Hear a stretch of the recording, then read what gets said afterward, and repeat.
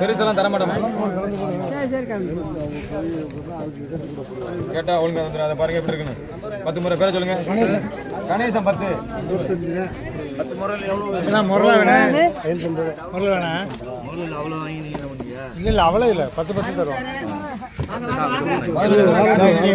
எழுதுங்க சொன்னோன்னே. இருங்கம்மா எல்லாருக்கும் இருக்கு முறை.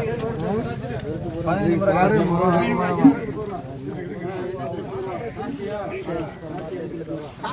ஒரு 5 இருங்க.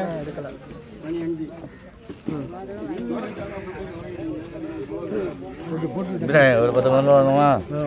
ஒரு 5 இருங்க. போட்டு உங்களுக்கு எத்தனை முறை?